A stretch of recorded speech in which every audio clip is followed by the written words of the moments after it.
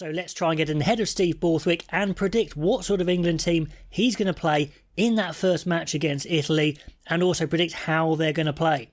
Now, how they're going to play, their overall strategy, you're probably thinking he's going to play boring. His nickname at the moment is Steve Borthwick because last year they were very boring. They were trying to get their basics set, and there's nothing wrong with that. I will put that there, and I may be grasping at straws and being over-optimistic, which I often am, but even Andy Farrell of Ireland in his first year played a very basic game plan and then opened up with much more layers of attack, much more ingenuity. So will Steve Borthwick do the same here?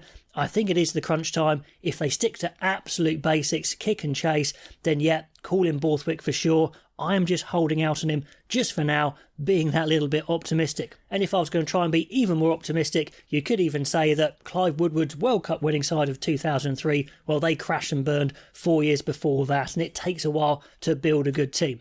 Anyway, that being said, let's get into these positions. We know the props are a big problem, so let's look at them first up. In the World Cup, they had a strong, solid scrum with Marler and Cole. And then in that semi-final, for example, when Sinclair and Genge came on, we struggled. Now, whose fault that is exactly, we're not quite sure, but certainly Marler and Cole are a reliable scrummaging outfit. So will he go there again?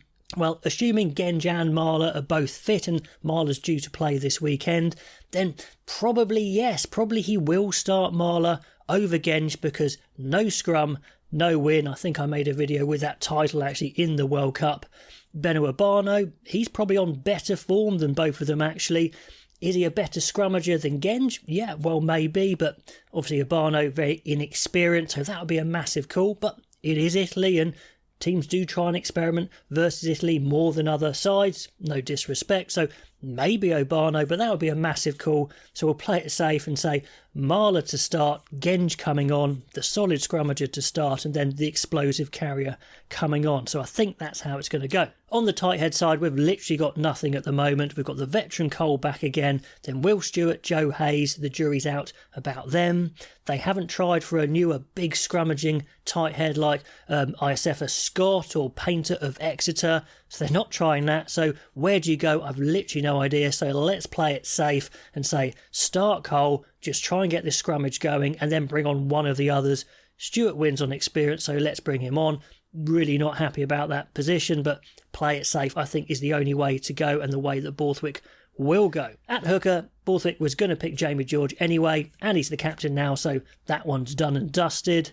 Luke Cowan-Dickie is interesting. Many would have liked to have seen a different hooker in there, trying out someone new, but it looks to me like Borthwick wanted someone who could start in case Jamie George is injured. So if he's not, I think they stick with the combo of George and Dan, and I think that's the way they're going to go. In the second row, now I got told off a bit for not having Maro Itoje in my 23 when I picked a side, just because I thought his form wasn't as good as the other three I thought would be in the squad.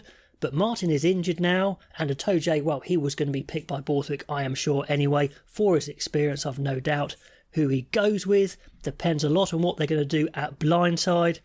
If they're thinking a straight Laws replacement, you want a big line-out jumper at 6, then, well, Martin would have been, I think, the obvious choice. He's not there, so I think the next obvious choice is either Ollie Chesham or Alex Coles. Now, Itoje Chesham, they've been a kind of established pairing for England so far. Good in the World Cup, so the logic would be that Borthwick stays with Itoje and Chesham.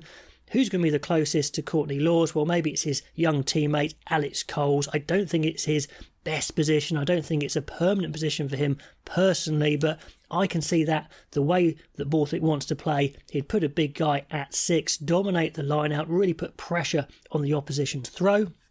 Athletically, well, he's a bit gangly, he's going to struggle a little bit. I think he does really well for his size. You could have Roots, but I'm not overly sure I completely rate him at the highest level. Cunningham South would be a very exciting pick for sure, but not that dominant line-out operator like Alex Coles might be. I'd like to see Cunningham South or Pearson there, but I'm just thinking he might go supersized and play Alex Coles. I'd be excited if he didn't, but that's the way I'm guessing he goes. So Itoje Chesham, second rows, Coles as the number 6, and then I think they will put another second row on the bench, even though they probably don't have to, but again, they're going to play it safe, I think. So Ezekwe goes on the bench. That just leaves 7 and 8. And Ben Earls, well, he was awesome in the World Cup, and Borthwick's not going to not start him. So the question is 7 or 8, and he was Borthwick's 8, so that would make sense to stay there. Although you could think you're lacking ball carriers at the moment, and maybe you need a bigger number 8, and Barbary might have been that man. He's not in the squad, and maybe he goes Dombrandt. Maybe he plays Dombrandt there, but he's not a natural big ball carrier. He does other things, and I don't think he's going to drop Ben Earl from number 8, so he plays 8. Are you going to play a bigger 7 because of that?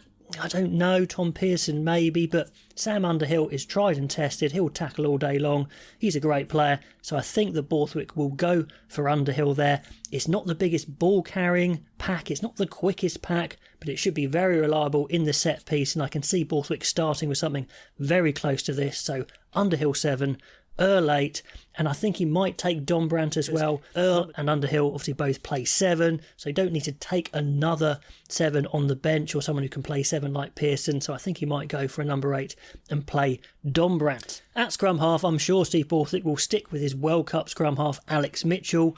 Ironic, he wasn't even in the World Cup squad to start with, even though people like myself and everyone else was calling for him to be in there, and he is the number 1 now, so he will start. And then it's a question of who goes on the bench.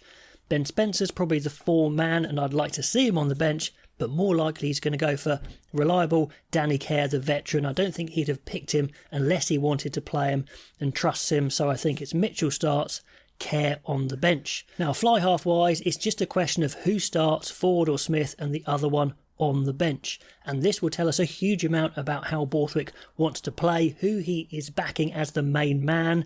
Now, Ford might be the safer option, but I actually think he is going to go for Marcus Smith, which may be a bit surprising for some, a bit more attacking for some. Hopefully he'll be allowed to do some attacking, but his tactical kicking has improved, his form has been highly impressive, and I don't think that will have slipped by Steve Borthwick, so I'm going to say he's backing Marcus Smith to start, George Ford on the bench, number 22.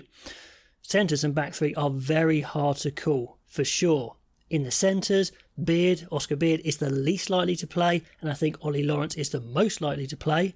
In my reaction video, I said that the composition of the squad made me think that Freeman might actually be playing wing, and considering he's got a good kicking and high ball game, like an extra fullback, and he's lacking Anthony Watson or Johnny May, I think Freeman will actually play on one of the wings. I might like to see him at 13, but I'm saying that's the way that Borthwick's going to go.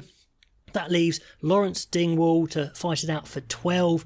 Dingwall, the more natural 12, possibly the better 12, but Lawrence has been the man and he provides some power there as well. And if he plays Slade at 13, Slade can be a bit more of a playmaker, add some experience to the midfield. So I think that's what he's going to go for. Lawrence 12, Slade 13, Freeman 14, which leaves fullback and wing. And Steve Borthwick loves Freddie Stewart. Furbank's form is better and he's really impressive and could get it on the bench maybe.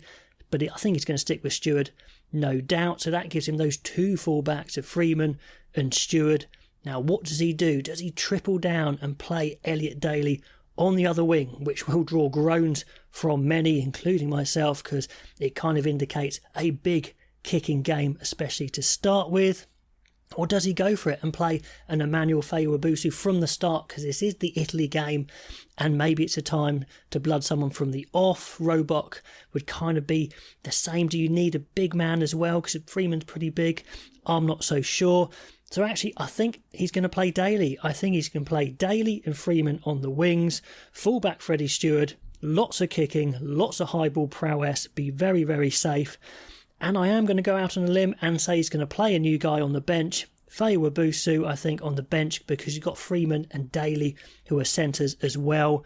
So I think he's going to go for that, protect him a little, not start him, but bringing him off the bench. I don't think he can resist the form of Emmanuel Faye-Wabusu, especially having lost Arundel for now. He needs some pace, and I think he knows that. But to start with, Daly, Freeman, Stewart. So hopefully I've explained myself well enough and you follow my logic. Do you think it's reasonable? Do you think that is the way that Steve Borthwick is going to go, or do you think he will go differently? Love to know all your thoughts. Pop those teams down below. Like, subscribe if you like this sort of thing. That would be awesome. And I'll catch you next time.